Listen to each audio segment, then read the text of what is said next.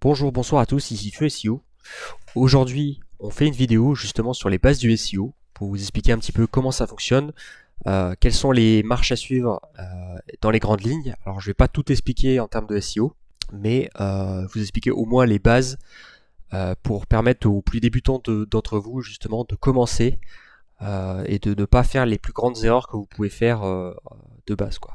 Allez, c'est parti. Comme je l'ai expliqué, cette vidéo est entièrement faite pour les débutants, donc ceux qui n'ont aucun site dans l'édition de site, que ce soit du blogging, du site internet classique ou même du dropshipping. Donc restez jusqu'à la fin, je vais vous montrer un petit peu comment je fonctionne et quelles bases vous pouvez apprendre. Alors, on va voir un petit peu les prérequis avant de démarrer réellement dans le sujet. Quand on parle de SEO, on parle de Search Engine Optimization, donc SEO. Qui permet justement de générer grâce à Google, donc du trafic gratuit. Et donc, en fait, quand vous avez du trafic après sur votre site web, c'est à vous de le monétiser. Donc il y a plusieurs manières et termes différents. Donc ça peut être de l'affiliation, la majorité des personnes ça va être ça. Ça peut être de la vente de produits, ou ça peut être de la prestation de service. Tout dépend la niche et le sujet où vous êtes. Donc vraiment très important. On indexe son site avec ce qu'on appelle comme outil la Google Search Console qui est proposée par Google.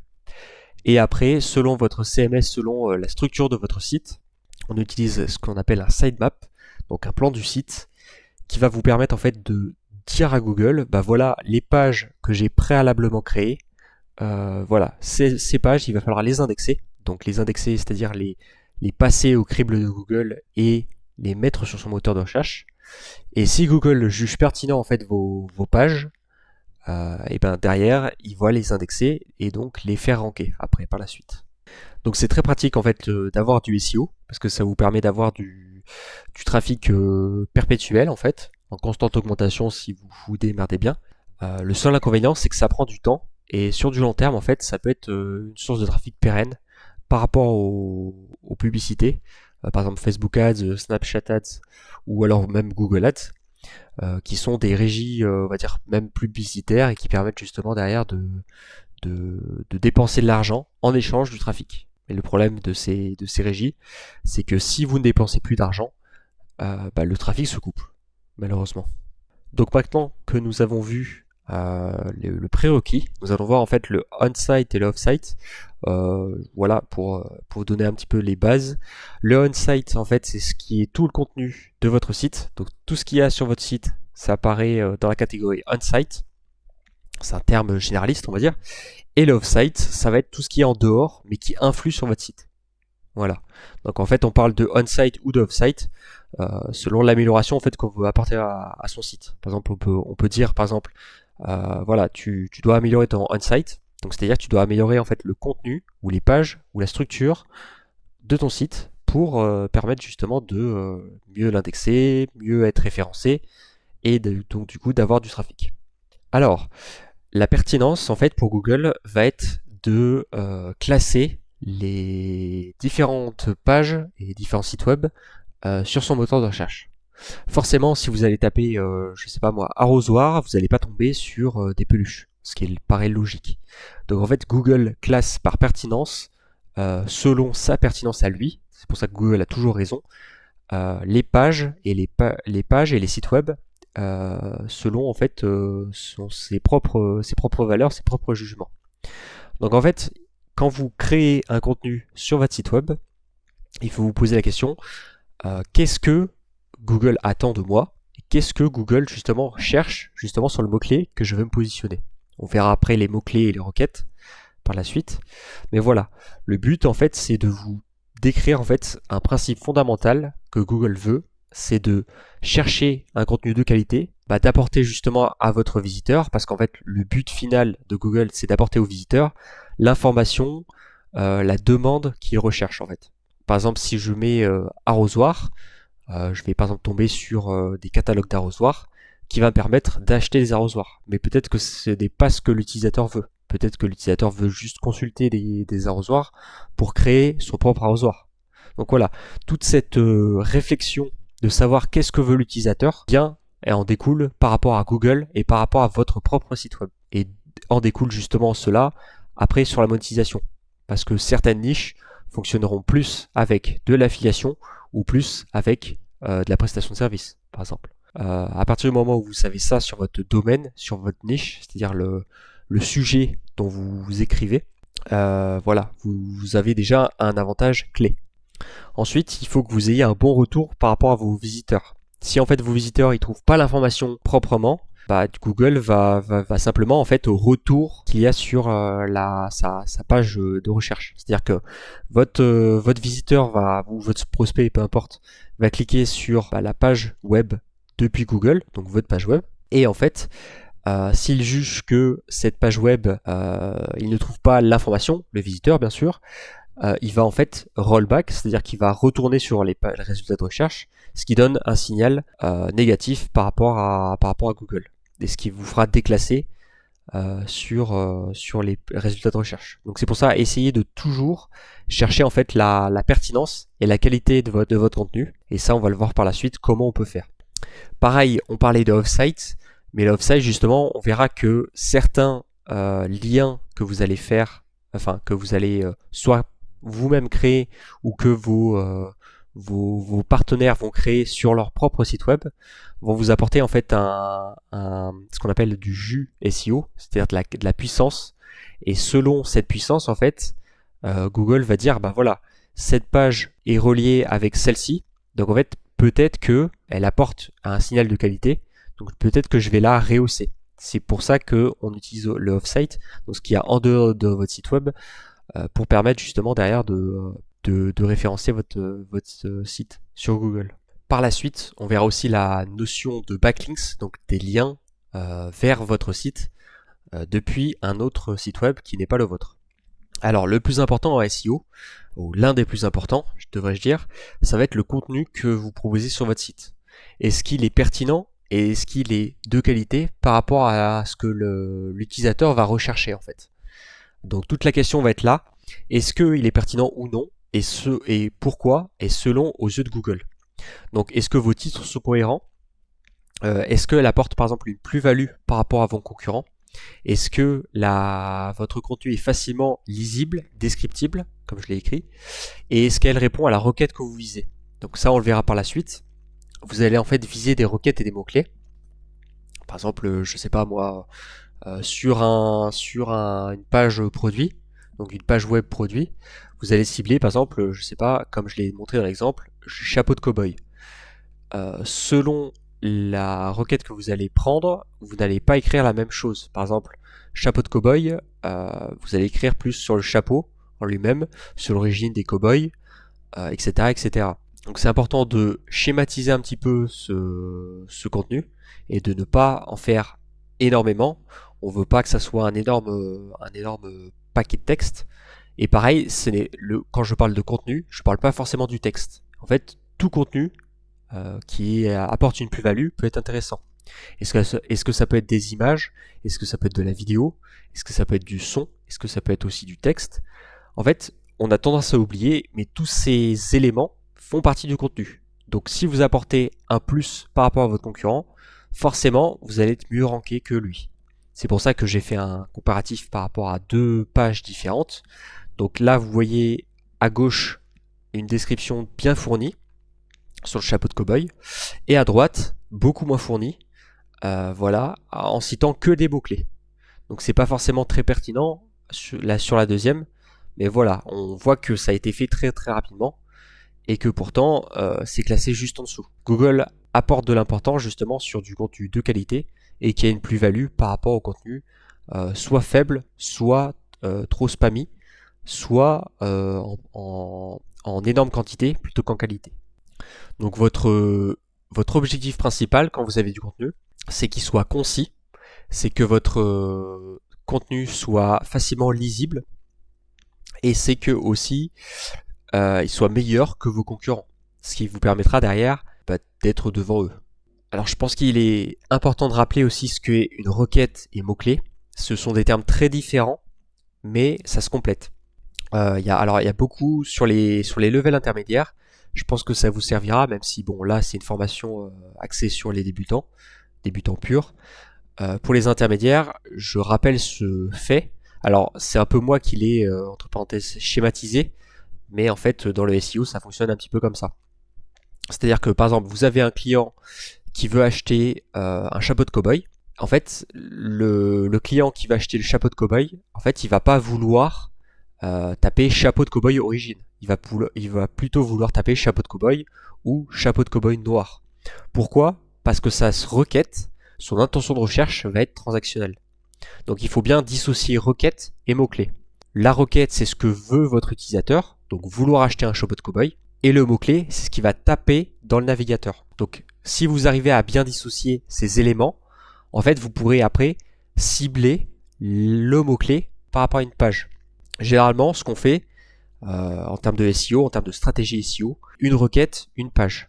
C'est-à-dire que plusieurs requêtes peuvent comporter plusieurs mots-clés. Ce qui permet justement, par exemple là, je l'ai mis dans l'exemple, vouloir acheter un chapeau de cow-boy, ça peut être deux mots-clés différents, donc soit deux pages différentes, soit une seule page. Mais comme ça permet de simplifier un maximum et de ne pas faire 10 pages pour le même mot-clé. Et donc du coup de faire une cannibalisation. C'est-à-dire une cannibalisation, faire plusieurs pages pour la même requête. Pareil, on peut prendre une requête ce qui est informationnel, donc les gens veulent se renseigner. Je l'ai mis juste en bas dans le schéma. Vouloir se renseigner sur le chapeau de cow-boy, ça peut être chapeau de cow-boy origine, donc les gens veulent savoir d'où vient le chapeau de cow-boy, comment il a été fait, quelles origines et tout. Dans ce cas-là, ça va être plus un article de blog, ou par exemple, chapeau de cow-boy, comment en créer. Donc là, ça va être plutôt un tutoriel, un guide, pour vous permettre de créer avec des tissus le chapeau de cow-boy de vos rêves, quoi. Donc derrière, en fait, la requête est totalement différente, et les mots-clés forcément en découlent, c'est-à-dire que les gens vont taper chapeau de cow-boy origine, ou chapeau de cow-boy comment créer. Voilà. Donc maintenant qu'on a vu les requêtes et les mots-clés, maintenant on va parler de l'intention de recherche. L'intention de recherche, c'est primordial quand vous faites votre recherche de mots-clés. Vous allez en fait rechercher avec des outils SEO vos différents mots-clés, à vous classer, à vous positionner. Parce que par exemple, si vous prenez des mots-clés dont personne ne tape, ça sert à rien de créer des pages en fait en soi. Votre but, votre logique, c'est de vous positionner sur des mots-clés qui ont des volumes de recherche. C'est-à-dire que des gens tapent ce mot-clé, ou ces mots-clés par exemple. Vient après l'intention de recherche. L'intention de recherche, qu'est-ce que c'est? C'est quelle intention a votre visiteur d'aller sur votre site et d'aller sur Google. Alors, il en existe 3 principaux, dont un troisième qui est un peu, on va dire, facultatif ou optionnel. On a l'intention de recherche transactionnelle, donc on l'a vu, c'est l'intention d'achat derrière. Donc peut-être aller sur Amazon, acheter quelque chose physique, ou alors acheter quelque chose de virtuel, que ce soit un jeu, peu importe, ou une prestation, une formation. Et l'intention informationnelle, c'est de rechercher une information. Donc en fait, selon ces types d'intentions, vous n'allez pas forcément créer la même page. C'est-à-dire par exemple, pour du transactionnel, vous n'allez pas créer un article de blog, ce qui est totalement illogique. Vous allez créer plutôt une page produit pour pouvoir justement vendre à votre client ce produit, ou alors faire de l'affiliation avec. Il en existe une troisième intention de recherche qui est l'intention de recherche en termes de branding. Donc quand quelqu'un va taper en fait soit votre nom de marque, soit va vouloir faire une recherche directe interne, oui, votre nom de site. Qu'est-ce que je veux dire par nom de site? C'est-à-dire que par exemple, mettons que votre site s'appelle arrosoir du dimanche. Et ben sur Google, le mot-clé que votre utilisateur va taper, ça va être arrosoir du dimanche, je sais pas moi, collection. Donc en fait, il va vouloir les collections du nom du site arrosoir du dimanche. Voilà, tout simplement. Et du coup, c'est ce qu'on appelle une requête de branding ou de navigation, en fait. Donc en fait, une fois que vous avez compris ce système d'intention de recherche, de requête et de mots-clés, construisez un tableau, un plan, pour vous permettre justement de lister vos différents mots-clés, de lister vos différents volumes de recherche par mois, par exemple. Vous pouvez le faire avec SEMrush, Ubersuggest, Ahrefs. Et une fois que vous avez votre plan, vous pouvez assigner chacun des mots-clés ou chacune des requêtes à une page de votre produit, de votre site web. Donc ce qui est vraiment très pertinent derrière, et vous ne pouvez pas vous tromper, derrière vous faites une page par requête. Je reviens un petit peu sur les mots-clés, justement pour pas vous rebâcher le truc, mais on va voir l'importance justement des mots-clés, parce que certains ont beaucoup plus d'importance que d'autres. Par exemple, des mots-clés qui ont beaucoup plus de volume de recherche sont plus importants, mais forcément seront plus concurrentiels, logiquement, puisque j'ai forcément beaucoup plus de personnes qui vont vouloir se positionner dessus. Donc on distingue deux types de mots-clés à peu près, avec les intentions de recherche, en combinant les mots-clés courte traîne et les mots-clés longue traîne. Je m'explique. Un mot-clé courte traîne, ça va être plutôt un mot-clé entre, on va dire, 1 à 2 mots dedans le mot-clé, alors que un mot-clé longue traîne, ça va être plutôt 3 ou 4. Pourquoi on catégorise justement ces mots-clés comme ça? Parce qu'en fait, plus un mot-clé a des mots ou des caractères à écrire, moins il sera concurrentiel. Et forcément, moins il sera tapé, forcément. Donc, moi, ce que je vous conseille en tant que débutant, c'est vous positionner sur de la longue traîne. Sur des mots-clés, en fait, de plus de 2 ou 3 mots. Ça vous permettra de vous faire les dents et derrière d'avoir cette... de ne pas être trop concurrentiel par rapport à votre niche. Et après, une fois que vous connaissez un petit peu le sujet, allez taper justement sur les courtes traînes avec votre page d'accueil, qui sera la page d'accueil la plus importante en fait sur votre site. Donc voilà, c'est des notions qui sont importantes selon moi et qui vous permettront justement avec très peu de résultats justement de vous ranker sur des mots-clés, même s'ils ont des petits volumes de recherche. Alors maintenant, on va passer sur la partie off-site, donc la partie en dehors de votre site web. On va parler justement des backlinks. Alors les backlinks, tout simplement, en termes français, c'est simplement les liens externes qui sont en dehors de votre site web et qui font lien de votre site web. C'est-à-dire que c'est un lien qui part d'un autre site web et qui vient directement sur votre site. Donc ce qui va vous donner en fait de la puissance, techniquement. Alors, il existe deux grandes catégories de backlinks, les dofollow et les nofollow. Quand vous allez regarder en fait le code brut en HTML sur la page qui vous fait le lien, vous allez pouvoir voir soit c'est marqué dofollow, soit c'est marqué nofollow. S'il n'y a aucun des deux attributs, alors c'est dofollow par défaut. Voilà. Et il faut savoir qu'une page non indexée et non référencée n'apporte pas de jus, même si cette page est dofollow. Pensez toujours à chercher des backlinks naturellement.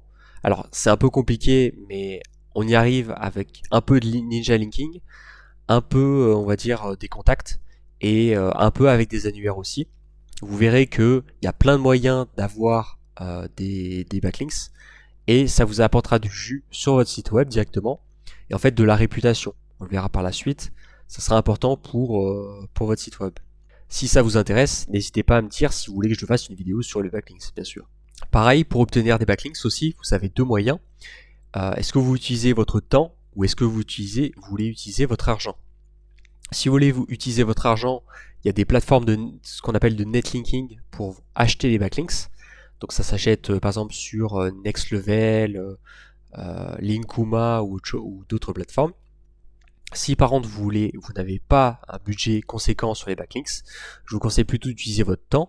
Donc dans ce cas-là, vous allez utiliser en fait ce temps-là que vous avez à la disponibilité pour chercher des backlinks, que ce soit sous la forme de commentaires, de liens sur des forums, ou alors directement de demander au webmaster des propriétaires des sites web si vous pouvez mettre de votre lien en échange de quelque chose, bien sûr.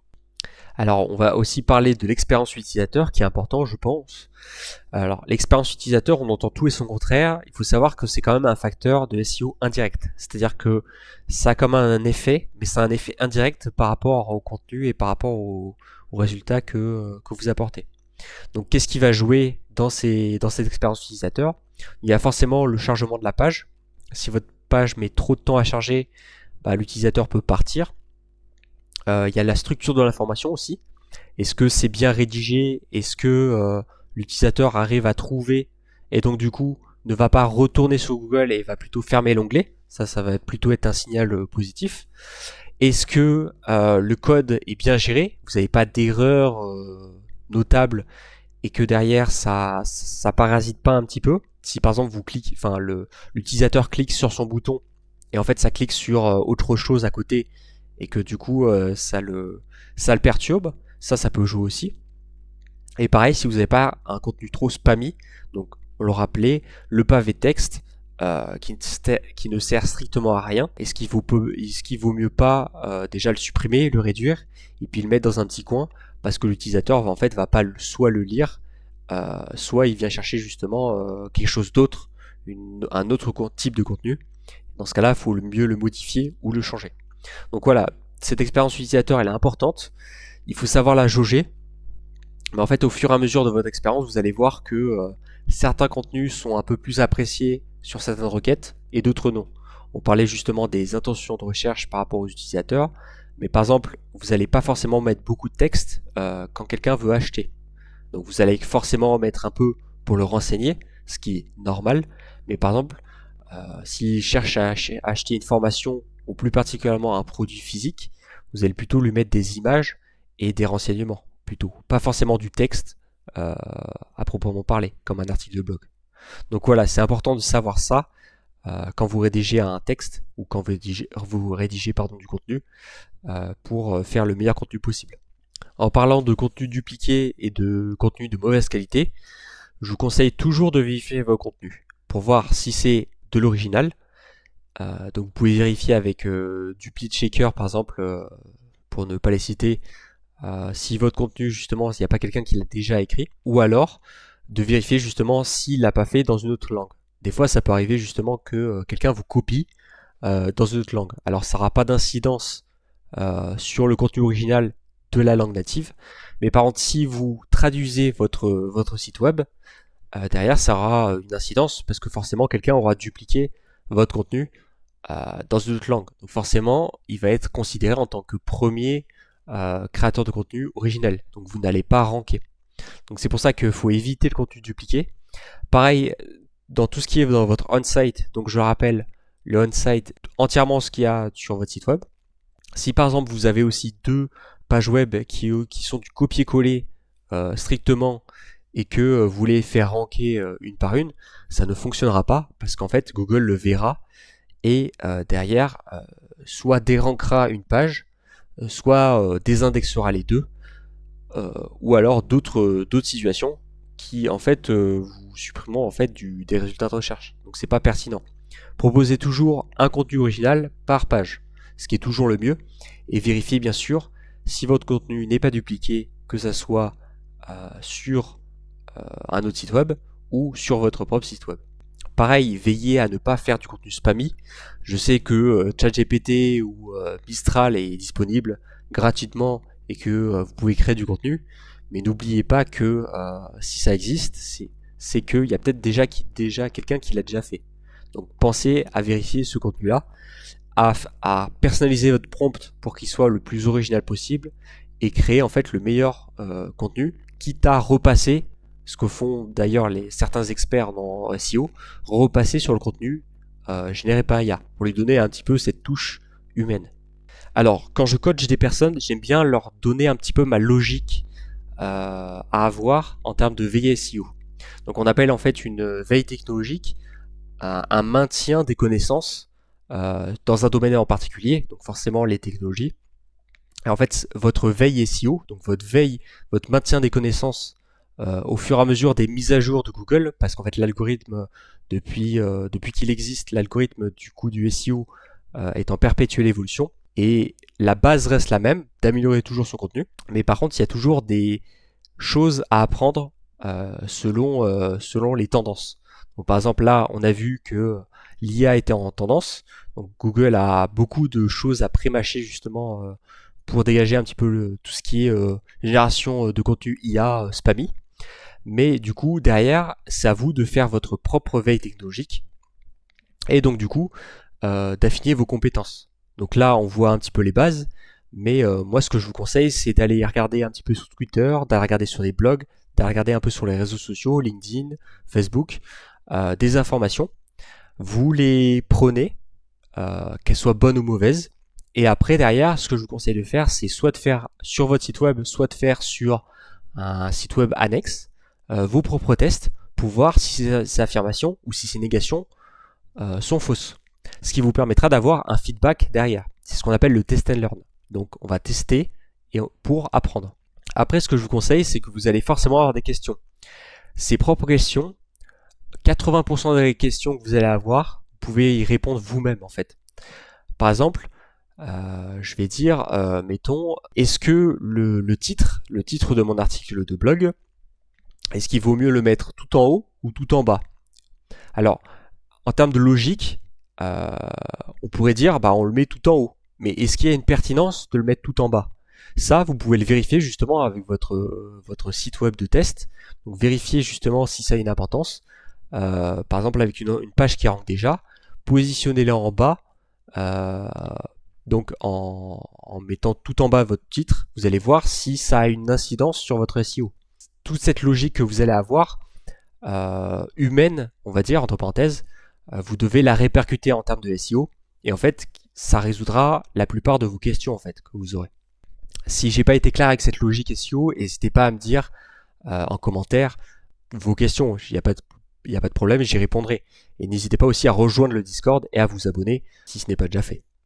Donc voilà, dans cette logique du coup de test and learn et de répondre à vos propres questions, vous allez avoir aussi de tester et d'échouer un maximum.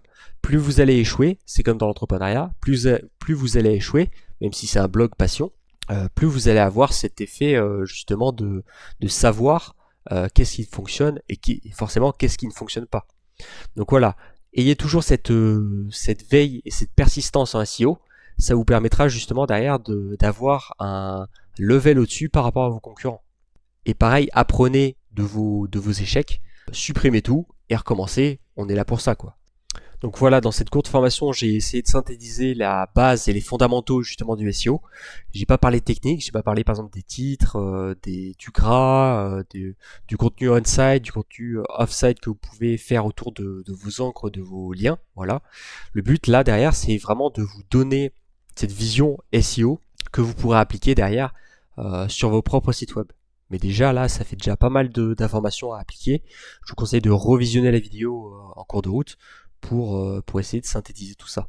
Je voulais aussi vous faire part d'un dernier point, la règle du 80-20, donc le Pareto. N'oubliez jamais cette règle, 80% des résultats que vous aurez viennent de 20% de juste de la base du référencement. Parce que souvent, on oublie que voilà, la base du SEO, donc le contenu et les backlinks, ça fait la majorité des choses. Et en fait, on s'obstine à vouloir gagner une seconde, gagner un MO de taille de fichier, alors qu'en fait, même si vous atteignez ce résultat de réduction de fichiers, de réduction de page ou de vitesse, tout ça, c'est des facteurs minimes en fait dans le référencement. J'en prends exemple pour Amazon. Amazon, c'est énorme et pourtant leur page est pas forcément très très optimisée, même en termes de vitesse. Vous pouvez regarder avec ce qu'on appelle l'outil, le Google Page Insight, pas vraiment ce qu'on appelle vraiment optimisé SEO. Pourtant, ça rank. Donc voilà, n'oubliez pas cette règle. Sur ce, je vous souhaite un bon référencement à tous, une bonne après-midi, une bonne matinée ou une bonne soirée. Salut!